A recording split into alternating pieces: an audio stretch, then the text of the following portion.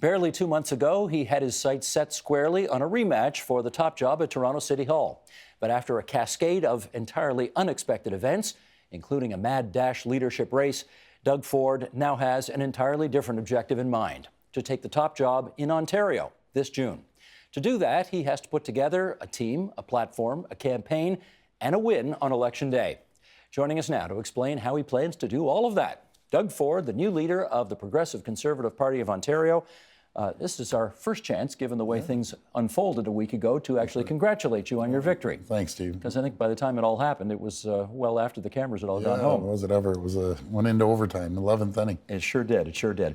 I know you are not necessarily a touchy-feely guy, but I did want to start with a fairly touchy-feely question here, because I want to know, at what point did it hit you that you are now the leader of the same party that your father was an MPP in, and what that means to you?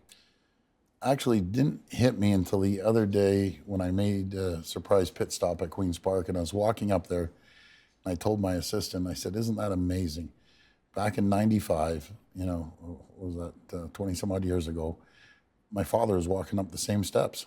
And I thought, this is just incredible. So that's actually when it hit me for the first time, and that was just a few days ago we did that. So It's just been a whirlwind, a lot of work to be done, and still a lot of heavy lifting to be done in the future as well. You've seen his name engraved in the wall, I'm sure, there before. Yeah, I have. Yeah. So, and yours will be too. Yeah.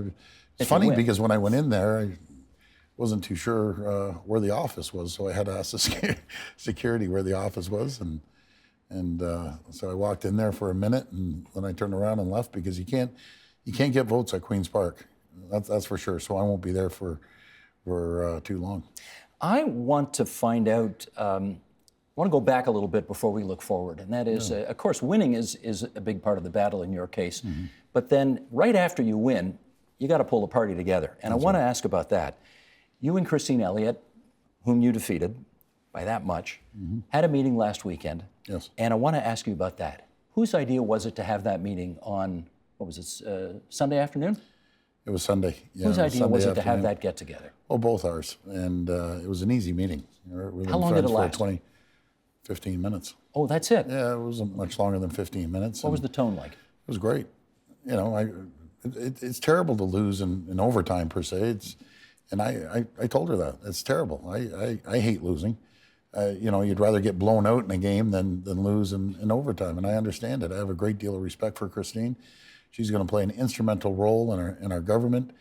We're longtime friends, family friends. Can you tell me more about that role? Like, for example, is she going to be deputy leader of the party? Well, no, I can't discuss anything, and there's no promises, no deals, but she'll play an instrumental role in our party. She's very bright. She's served 9 years down at Queen's Park, and I look forward to working with her. What did you actually say to her, though, that got her to say, "Doug, I'm conceding to you. I acknowledge you are the leader. Now let's work together"? What did you say to her to get her to do that? Because that was not what she was saying 24 hours earlier. Yeah, that's right. And I understand after, there was a tough nomination, and I told her it was the toughest debate, nomination that I've ever gone through, because it was Christine. I had no problem going after Kathleen Wynne. I wouldn't even hesitate in 3 seconds, but Christine was different. It's very personal, and I found that the toughest about this whole campaign. And I told her that, and she felt the same way. Did she get mad at you?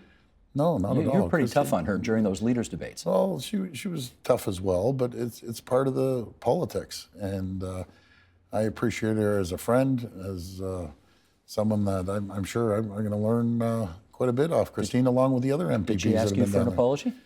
No, but she never I'll asked tell for an you. apology. No, but I'll tell you one thing. As she mentioned publicly, I went up to her after the first debate, and I sincerely apologized as a friend. I said, I hate doing this, Christine, and I apologize. And sometimes, campaigns get involved and tell each candidate to do something they may not be comfortable with, but it's tough. I'll tell you, it was very tough. Absolutely. You did apologize, but then you did it again. Well, something, and then she took a few shots too. So it's back and forth. I let it roll off my back as she did, and we're uniting the team. I've talked to pretty well every single MPP, almost all the candidates.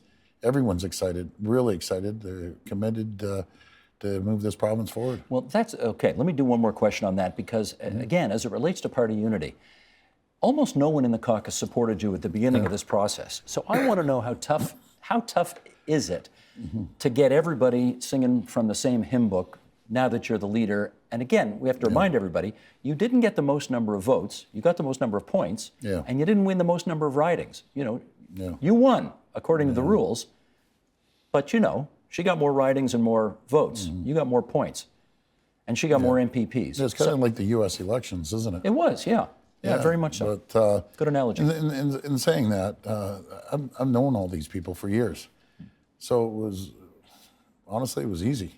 We called people up. They've been in politics long enough.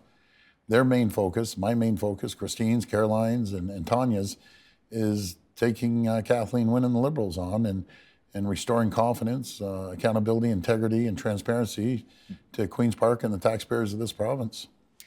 Okay, let's talk about political experience. And you joked a moment ago about the fact that you walked into Queen's Park and you weren't sure where the leader's office was and all of that. And I mean, let's face it, you haven't spent a lot of time there, and that's fine. We know that there was a guy who was a senator for less than one term, and he became president of the United States. That was Obama. We know there's another guy in the Oval Office right now who never got elected to anything before. So I'm not asking this question saying that political experience is the be-all and end-all of everything. But I do want to better understand how what you did at City Hall in your term there as a city councillor has prepared you for the job you're about to undertake.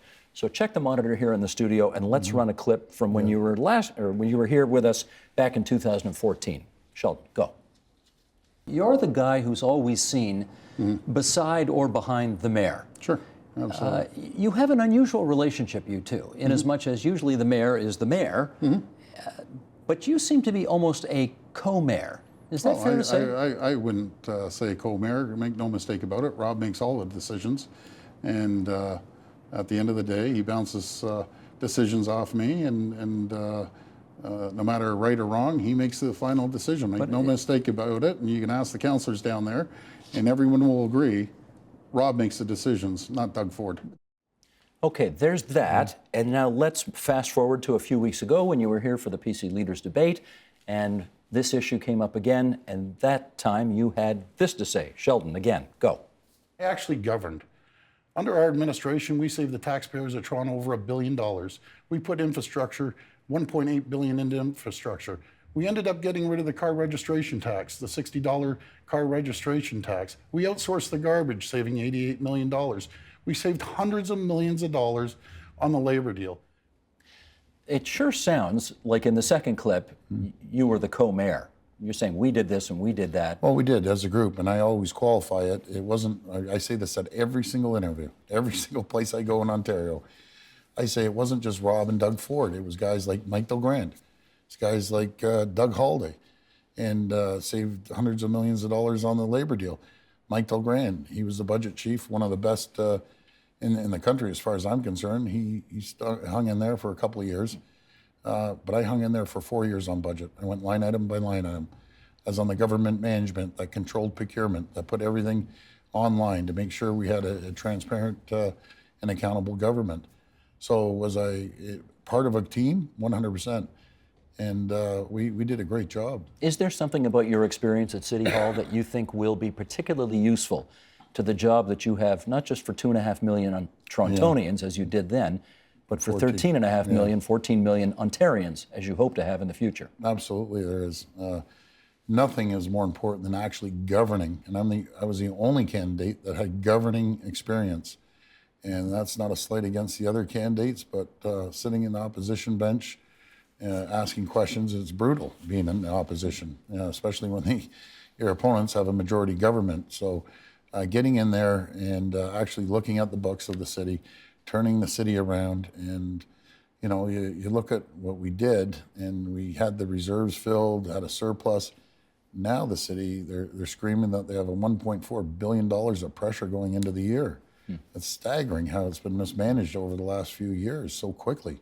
So that's how quickly, the taxpayers can lose their money. It's staggering what has happened down there. Do you think you are adequately on top of the differences between municipal politics and provincial politics? Well, of course, I understand the roles of the municipal government versus the provincial requirements and the different layers of bureaucracy and red tape, because Toronto was always a creature of the province. We couldn't do anything without the province's approval. And so sometimes that was frustrating, and not being able to reach out to someone in the province to get things done. I don't, I believe in always, and I'll say it up to today, that down at the city, it's frustrating when you get elected to be mayor. And I said under David Miller, Rob Ford, I'll say it under John Tory, you get elected to be mayor and you have one vote. Out of 45. Yeah, it's frustrating. Yep. And I've always been a big proponent of the strong mayor system. Let the cities make their decisions, but the people hold them accountable every 4 years. So you get that you're going for a job now that where you're not one vote out of 45, you're kind of the king. When you're the premier, you're kind of the king. Do you know what's funny? Even as leader, your life changes because you get to make no decisions. They tell you, you got to go here, you got to go there, you got to go see Steve Paikin, and you got to be here at this time. So everyone else runs your life. You get to decide who goes into cabinet. You get to decide thousands of appointments. You get to decide, there's no end. I mean, what policies you're going to take, what policies you're not going to take. But I like this. Are you ready for all that? Oh, sure. I like the team approach. I love the team approach. We have a great team. And Steve, I've always believed in surrounding myself with a lot smarter people than myself in their area of expertise, no matter if it's healthcare, education, agriculture, because I'm not an expert at everything. People do want to know, though, what kind of a premier you're going to be. You say what you like for Kathleen Wynne. She won an election. She was a successful cabinet minister. She has a particular style, which she would call very, inclusive and consensus forming. You know what Mark Toohey said about you when he was chief of staff to your brother when he was the mayor of Toronto. He said that you were a bully, that you were overly aggressive, you got in people's faces, you sort of puff yourself up and try to intimidate people. Yeah. Is that the style you would bring to being Premier of Ontario? Well, Mark was kind of similar, but you gotta go down there, and Mark actually has texted me some good information over the last little while. So his text was saying you'll be a great Premier. So in saying all that, and by the way, he's a smart guy, Mark, and in saying all that, it's a different arena. I don't have Rob down there to protect. That was a big factor. It was when you go into City Hall and the gravy train was going full steam and you got to make changes, the first through the door gets a little bloodied, as they say, because you're pulling their hands out of the cookie jar and you're holding people accountable that they aren't used to being held accountable. But I'm a better person for it. I think I've learned a tremendous amount over the last 5-6 years. And as I was saying to our team the other day, I said, boy, you think of when you first went down to City Hall till now, we're all 10 times smarter. 10 times smarter. The older you get, the smarter you get. About what? Smarter about what? Just on the way you handle things, the way you deal with scenarios, knowledge. You learn a tremendous amount down at the city on budgets, on purchasing, on requirements of housing, pretty well everything. Anything that affects someone's life is municipal. It's interesting that you said that a lot of the way you were when you were in municipal politics was done in the defense of your brother. And you guys had a very, obviously a tight relationship. Yes. Being you were the older brother, you kind of looked out for him, that kind of thing. And I know there are people watching us right now who will want to say, Doug's just like Rob. There will be chaos if he becomes the Premier. But this is twice now that you've been in this studio and said, if there was chaos associated with my behavior, I did it in service of my younger brother who I was looking out for. And not just Rob, but the taxpayers. The taxpayers we're fighting for. And when the government starts gouging the taxpayers and taking money out of the taxpayers' pocket, making sole source deals and backroom deals and all the cronyism and the establishment and the elites are in there and the grassroots people don't have a voice, you're darn right I'm going to stand up for the taxpayers, and I'll fight tooth and nail for the taxpayers against all the political insiders and cronyism that has been happening down there for 30 years with all three parties. I know you love the word elites. So I want to focus on that for a second here. I don't know if you know Jen Gerson, but she writes in Maclean's magazine, among other places, and she had this to say earlier this month, and I just want to read this quote and put it to you, get your comments on it. Funny thing, she writes, about populist movements is that they are often at their core ideologically hollow. Anti-elite movements oppose the prevailing power structures and mores of the day. Ford isn't really a conservative, beyond a few well-placed catchphrases like respect for taxpayers and stop the gravy train and canning the carbon tax and comments about requiring parental consent when minors seek abortions as a nod to social conservatives. It's all chock-a-block focus group feel-good stuff, especially refreshing and straightforward to voters exasperated and penny-pinched after 15 years of a Liberal government, but there is no broader coherence to any of it. What's your response to that? Well, then again, that's Maclean's. I almost thought you were reading the Star there for a minute. But in saying that, we're going to disagree on our comments. I just feel that the grassroots people haven't had a voice. And the elites are in all three parties. They're people, let me describe elites, has nothing to do with money. Because I know people worth $500 million, $1 billion that grab a shovel and start digging a ditch. And the elites, they think they're smarter than you. They look down at you.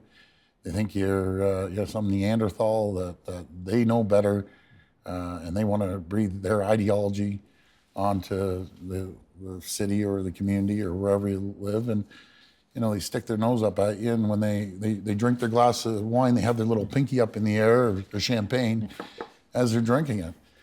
As one press person said, Doug's the type of guy to grab the jug out of the fridge and start drinking out of the jug. I caught myself doing that the other night. I'm the only one that drinks. All guys do that, I think. Yeah, but I don't do it if everyone shared, but it was chocolate milk. And I broke up laughing at myself. I'm just the type of guy to grab that chocolate milk and start jugging it out of the container.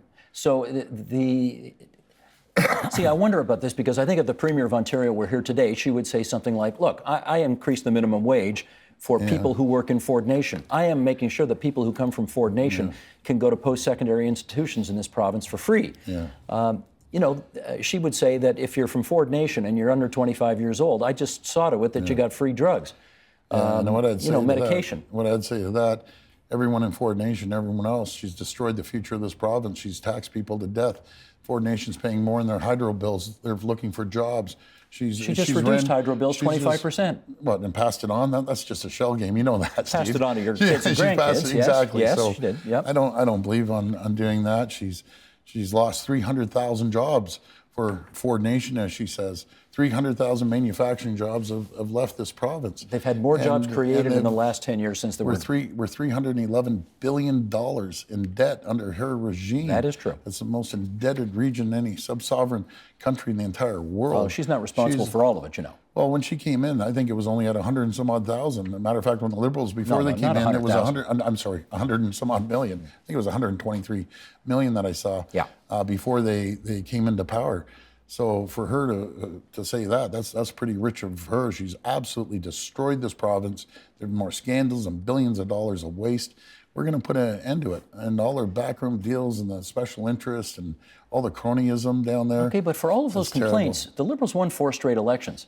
So they got to be doing something right, weren't they? Oh, no, we were doing something wrong as the PC party. Well, that's possible. And the difference is, she knows it and I know it. And so does Andrea Horwath know it.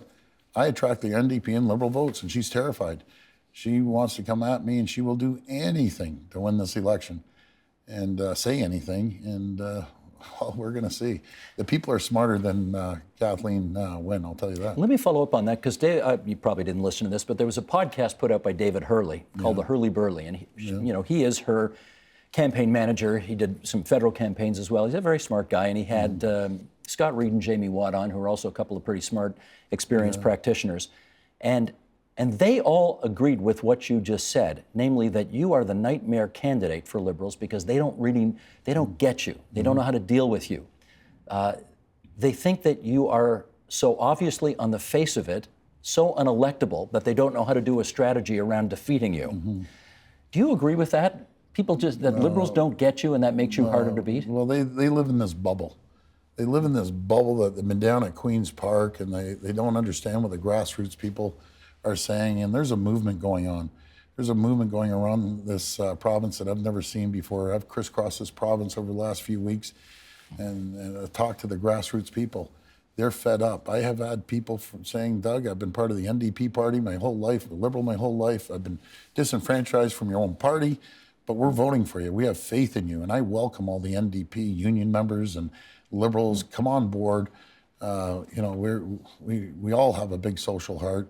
You can't take care of the most vulnerable people without taking care of the finances of this province. We will make this province, as I say, Steve, a new day will dawn when we get elected in Ontario, a day of prosperity, a day of growth, a day of great paying jobs that this province has never seen before. Well, let's follow up on that, because I've heard you talk about driving efficiencies in order to make government spend tax dollars better, et cetera. Yes. Give me a better sense about what that actually means. Driving efficiencies means what? Yeah, well, I'll tell you, we're going to drive efficiencies through something called lean systems and best practices and through technology. I'll give you a couple of examples. Technology. Humber River Hospital, first digital hospital in North America. The person that was instrumental in the design and the build was Dr. Ruben Devlin. Yep. A great doctor, also heavily involved in politics. He understands it. Supporter of yours, I believe, as well. Yes, he's going to be heading up our healthcare team. There's so many doctors that have come to me, endless doctors, matter of fact, and nurses. They said, Doug, if the government just listens to us, outside of being attacked by this Liberal government, we have ways of driving efficiencies through lean systems about process, measuring. Humber River has the shortest wait times in the country because they're measuring everything. I encourage everyone, if you have an opportunity to go by and hopefully not as a patient, but just go by and pay the hospital a visit. It's an amazing looking hospital, and we did a feature on it here recently. It really is spectacular. I saw that. It was really, really, really done well. But when people hear we need leaner systems, you know what they hear. I mean, they hear layoffs. No. And even Mike Harris, whom I know you respect and admire as a politician, I mean, the Harris government reduced the size of the public service pretty significantly as well 20 years ago. I know you've said you're not going to do that, but how do you avoid reducing? I mean, we did 80% of your budget in the province is salaries. How do you save money without laying people off? The same way we did in the city of Toronto. Not one person got laid off at the city of Toronto. And we saved a tremendous amount of money in the labor deal. We saved hundreds of millions of dollars alone in the labor deal, making sure we had a fair deal for the frontline workers, but a fair deal for the taxpayers. We're going to do the same down at the province. And what bothers me is all the upper management and the bureaucrats that the supervisor reports into a supervisor, reports into another supervisor, and they're all justifying their jobs. Well, there's going to be a time that these supervisors are retiring, and we don't need as many supervisors all reporting into each other. So I know again, we should have one supervisor looking after 15 people. I merely note with interest. I'm not endorsing or not what you're saying. When your father was in power at Queen's Park, there were 5 assistant deputy ministers in the Ministry of Health. I think there's 25 today. Yeah, it's unbelievable. But of course, the current government would say, yes, there are, and they're doing a lot more things for people. I don't know if that's true. I don't believe that. They're justifying their jobs. And we, in the private sector, you don't have those many deputies. You have a few deputies, as you were saying, back in, I call it the class of 95. A lot of smart business people were part of the Harris government, did a heck of a job. Okay, let's get into, we've got a few minutes left here, and I want to, you know what, let me touch on this. A lot of people in this province think we'd save $1 billion like that if we unified the school governance system of this province. Rather than a French board, an English board, a Catholic board, public board, put them all together in one. Are you open to that? No, that's kind of the sacred cow, keeping these two. But what bothers me the most is you drive along Highway 10 and you see these 2 Taj Mahals sitting there across from each other. I'm thinking there has to be synergies here. And there isn't, unfortunately. So what we'll implement is when they're buying pencils and 8.5 by 11 paper, and I don't care if it's toilet paper, the procurement process is gonna be different. They're gonna start purchasing together. When they buy vehicles, when we buy gas, we're gonna buy it as a unit. And just imagine if the private sector, be it the big, the Walmarts of the world or Loblaw or whoever it might be, each store doesn't buy their own items. They buy it in bulk. So you will tell your education minister to force these different school systems to work together more to save money? Well, I don't think force is the right word, but make sure that they form a partnership, and it's going to benefit each of the school boards, They're going to drive more efficiencies alone. And we found that in the city of Toronto. As simple as buying gas and vehicles along. It just, all these millions and millions add up to hundreds of millions. That adds up to billions. That's how we're going to do it. Your brother, of course, was renowned for returning people's calls all day and all night. I mean, that was, customer service was very much part of why he got elected. Yes. Is that going to be a feature of your premiership if you are so honored? Well, I'll tell you, Steve, I have, and I feel terrible. I haven't been able to get, I have over 3,200 messages and calls. And my friends, I apologize. I'm working day in and day out till 1 o'clock in the morning, texting and messaging, but they're ringing. As I'm talking to you right now, this phone is nonstop vibrating in my pocket, nonstop, every second or 2 seconds, because I give everyone my cell number. But we're going to implement customer service excellence down there. And the MPPs understand customer service excellence. When a constituent calls you, you're going to return their call. And when you call the ministry, nothing's more frustrating than, you've got the minister of such and such, press 1, press 4, press 7, press 6. Those days are done. It's going to be a live person picking up the phone and saying, how can I help you? I want to make sure I just heard you properly. Yeah. If Doug Ford is Premier of Ontario, the days of talking to machines when you call Queen's Park are over. You're going to get a real person answering the phone. We're going to have a real person in each ministry that's responsible for picking that phone up and directing you to someone's department. And then from there, obviously, there'll probably be someone's going to pick up the phone or there's going to be a voicemail. But you're going to have a live person. Nothing is more frustrating than calling the government. Oh, it's terrible. Okay, let me ask you this. You know the city, obviously, as you point out. You've been line by line through the budget of the city. You know, as much as Toronto sometimes likes to think it's the whole province or the whole country, you and I both know it's not. That's right. How well do you know the rest of Ontario? Well, I've learned a tremendous amount, and I still have a tremendous amount to learn. But until you drive from town to town, and we were driving till 2 o'clock in the morning from towns and meeting people, I learned so much hitting every single town and listening to their concerns. But there's the same common message. They're fed up with being gouged by the government. They're fed up with opening the hydro Okay, I get that, but they're frustrated. If an assistant comes up to you and says, oh my gosh, Premier Ford, we got a problem up in Atikokan, we need your attention to this right away. Do you know where Atikokan is? No, I can't tell you where Atikokan is. Does a Premier of Ontario need to know something like that? Sure they do. They're going to learn the problems they have every single town and little village out there, but I logged more miles than I think all the candidates combined. It was nonstop, and I'm learning. I'm going to continue logging the miles and learning more about these towns and their needs and the areas. And I've connected with the rural area. Like we'd go there, Steve, and we'd do a robocall like literally 20 hours before I got there. And the place would be packed at 7 o'clock in the morning, 7:30, or meetings at 8 o'clock. We were doing breakfast, lunch, and dinner rallies, and it was amazing. I don't know where everyone was coming from, but they were enthused. I want to play one more clip before we let you go, and that is, you may have heard, we do a program here on TVO called Political Blind Date. Oh boy, that was the best. I'll tell you, I had a great. That was probably the best interview, or I don't know, it wasn't even an interview thing that I ever did. And TVO, the ratings must have went through the roof because I think everyone talked about that. And it was an extremely popular program. And of course, for those who haven't seen it, the premise is we get two people together who are really, strange bedfellows politically, and your political blind date was Jagmeet Singh. Jagmeet. He's Roll a the good clip, guy. please. Jagmeet brought me down here, and I got a call saying get a bicycle helmet. I thought, boy, I haven't been on a bicycle in 30 some odd years, and getting strapped up, get the helmet on, and away we went. Honestly, I haven't been on a bike in 35 years. No way. 35 years. That's what he said. He hadn't touched a bike in over 3 decades. All right, let's start our tour of the city on bike. Tour to Toronto. Tour to Toronto. And there you go. Now, you of course, weren't in politics at that time, and he was, a third-party backbencher, and you're both party leaders now. Yeah, that is unbelievable how life changes so quickly. But he's a great guy, by the way. Did he actually change your mind about how you view sharing the road now in inner cities?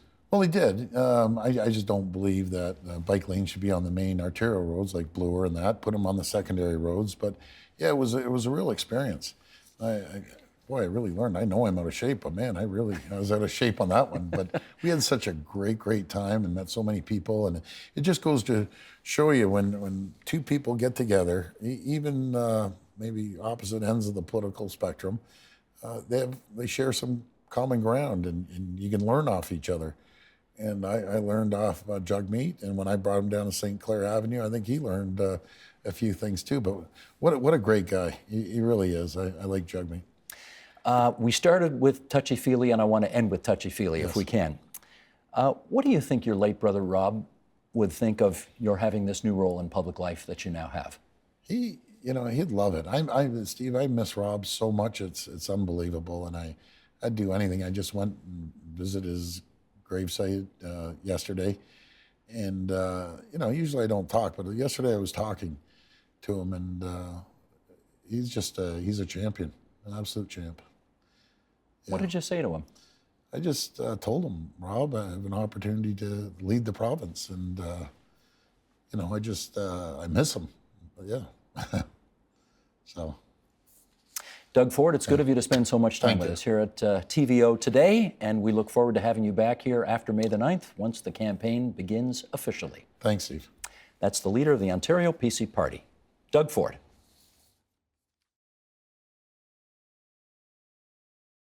The Agenda with Steve Paikin is brought to you by the Chartered Professional Accountants of Ontario, helping businesses stay on the right side of change with strategic thinking, insightful decisions, and business leadership. Are you on the right side of change? Ask an Ontario CPA.